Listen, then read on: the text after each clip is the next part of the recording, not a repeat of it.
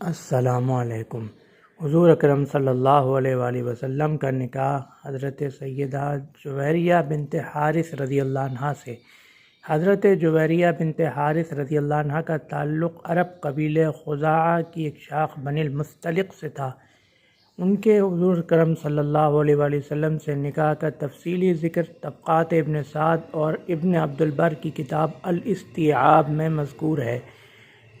سن 6 ہجری میں غزوہ بنی مصطلق، جس کا دوسرا نام غزوہ مریسیع بھی ہے، پیش آیا، جس میں 10 مشرکین ہلاک ہوئے جبکہ ایک صحابی شہید ہوئے، اور کئی سو قبیلے کے یعنی بنی مصطلق کے کئی سو لوگ قیدی بنائے گئے۔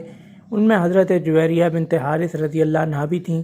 حضور اکرم صلی اللہ علیہ وآلہ وسلم نے انہیں آزادی کی پیشکش فرمائی کہ میں آپ کی آزادی کا فدیہ ادا کر دیتا ہوں اور آپ مجھ سے نکاح کر لیں۔ تو حضور اکرم صلی اللہ علیہ وآلہ وسلم کی اس پیشکش کو حضرت جویریہ رضی اللہ عنہ نے قبول فرما لیا، اور حضور اکرم صلی اللہ علیہ وآلہ وسلم سے آپ رضی اللہ عنہ کا نکاح ہو گیا۔ پھر جب صحابہ کرام کو یہ خبر پہنچی کہ حضور اکرم صلی اللہ علیہ وآلہ وسلم نے قبیلہ بنی مصطلق کی ایک خاتون سے نکاح فرما لیا ہے، تو آپ تمام صحابہ کرام رضوان اللہ عنہم اجمعین نے جن کے قبضے میں جتنے قیدی تھے سب آزاد کر دیے، اور یہ فرمایا کہ جس خاندان یہ قبیلے میں حضور اکرم صلی اللہ علیہ وآلہ وسلم نکاح فرمائیں، اس خاندان کا کوئی شخص قیدی نہیں ہو سکتا، ہم اس خاندان کے کسی شخص کو قیدی نہیں رکھ سکتے۔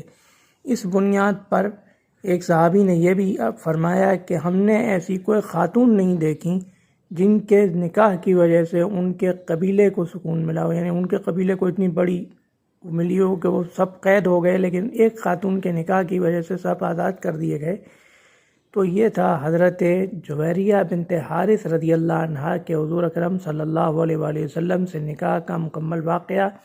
انشاءاللہ اگلی ویڈیو میں ہم حضور اکرم صلی اللہ علیہ وآلہ وسلم کے حضرت میمونہ بنت حارث ہلالیہ رضی اللہ عنہ کے سے نکاح کے بارے میں تفصیلی بیان آپ کے گوش گزار کریں گے، جو کہ حضور اکرم صلی اللہ علیہ وآلہ وسلم کا 13واں اور آخری نکاح تھا۔ اللہ حافظ۔